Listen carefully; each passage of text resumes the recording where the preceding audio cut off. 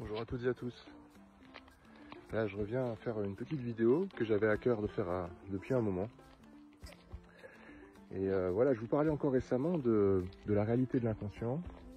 Cette réalité qui était souvent occultée en spiritualité, dans le New Age. Et comme vous le savez, je suis un peu tatillon et j'ai à cœur d'évoquer tout ça avec vous. Et donc cette réalité de l'inconscient, c'est un peu, ça fait référence à ces fameux 90% du cerveau qu'on n'utiliserait pas. Dans mes yeux, c'est un peu une légende urbaine. On les utilise effectivement, mais c'est plutôt l'inverse. C'est plutôt eux qui nous utilisent. C'est plutôt l'inconscient qui a de l'influence et de l'emprise sur nos vies, tant que on ignore son existence, pour ainsi dire. Que l'inconscient est une réalité déjà amplement développée et approfondie en psychanalyse. C'est une réalité de physique quantique, puisque la matière noire et l'énergie noire aujourd'hui commencent à peine à en prendre conscience au niveau scientifique, on va dire. Et cette réalité-là, en fait que elle s'applique également au genre. Et il s'avère que voilà, souvent l'ego a tendance à enfermer dans des cases, dans des étiquettes, à compartimenter, catégoriser. Et c'est aussi une réalité pour ce qui concerne notre genre. Le genre biologique ne permet pas de décrire la réalité énergétique dans sa globalité, dans son exhaustivité.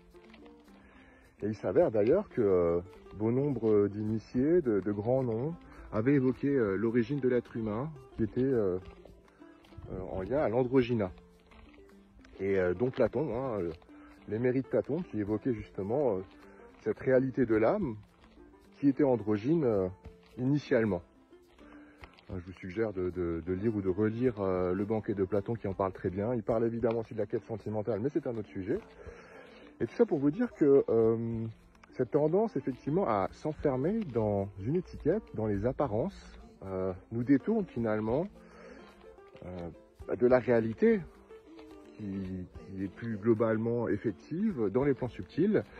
Et autant nous avons une part de nous-mêmes qui est consciente et une part de nous-mêmes qui est inconsciente, autant nous avons les deux polarités genrées en nous.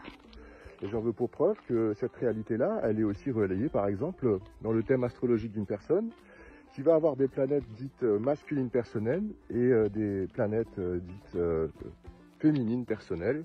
Donc les planètes masculines personnelles sont le Soleil et Mars, et les planètes féminines personnelles sont la Lune et Vénus. L'énergie masculine est une énergie qui part de l'intérieur et qui va vers l'extérieur, ou de l'extraversion. L'énergie féminine est une énergie qui part de l'extérieur et va vers l'intérieur, ou de l'introversion.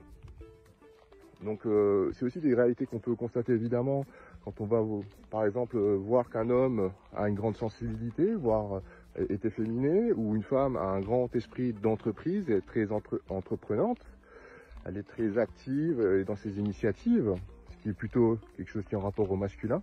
Donc, comme vous l'avez compris, nous sommes dotés d'une part masculine et d'une part féminine, tout un chacun.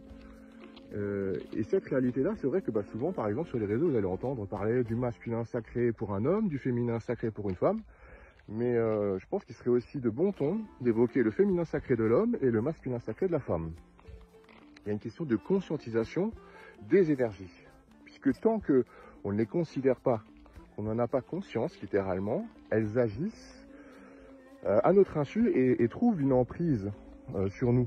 Cette réalité-là, vous l'avez par rapport au zodiaque, par rapport à un signe astrologique, par rapport à une planète, par rapport à un archétype, par rapport à un mythe personnel.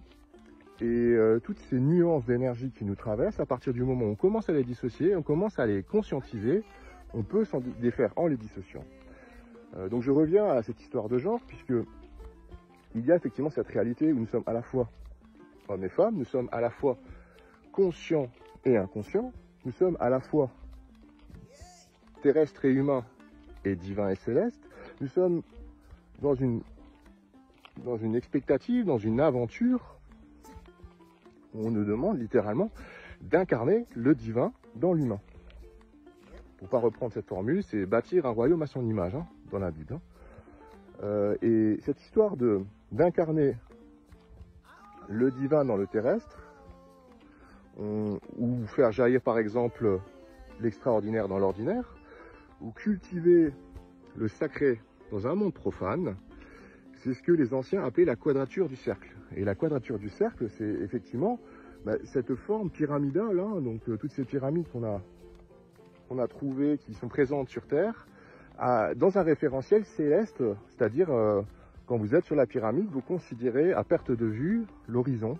Et c'est ce cercle-là qui va se poser sur la pyramide, sur la base carrée de la pyramide.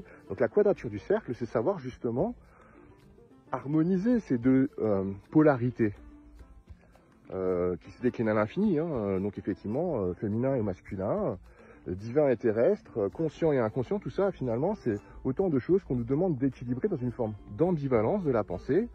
Ça me fait évidemment faire le lien avec le fameux double thinking de George Orwell. C'est justement le challenge qu'on nous demande de réaliser. C'est la fameuse conjonction des opposés des alchimistes. C'est de parvenir à allier, à marier, dans un mariage littéralement sacré, de réunir le soleil et la lune, le conscient et l'inconscient, le féminin et le masculin, savoir faire jaillir l'extraordinaire dans l'ordinaire, savoir cultiver le sacré dans un monde profane. Nous sommes à la fois l'un et l'autre. Et à partir de ce moment-là, votre conscience peut s'ouvrir plus grande. Ça peut donner effectivement déjà des ouvertures de conscience, puisqu'on n'est plus limité aux apparences, au genre, à ce qu'on a toujours cru. Et je vous ai invité, je voulais vraiment vous partager cette réflexion de parvenir à cultiver ce paradoxe, de savoir que vous êtes à la fois homme et femme, que vous êtes à la fois conscient et inconscient, que vous êtes à la fois divin et terrestre. Et je pense que c'était vraiment d'une grande nécessité de l'évoquer ainsi avec vous, puisque bien souvent, comme vous l'avez compris, ce sont des choses qui sont complètement occultées, passées sous silence, notamment dans tout ce qui est New Age. Et moi, ça me pose un peu problème, parce que justement, c'est dans ces considérations-là que les parts ignorées en vous-même agissent sur vous, à votre insu, trouvent de l'influence, et peuvent, quelque part, poser de sérieuses entraves à votre réalisation. Donc voilà, j'espère que cette petite vidéo vous parlera, et je vous remercie de vos réactions toujours plus nombreuses et chaleureuses, et je vous dis à très bientôt.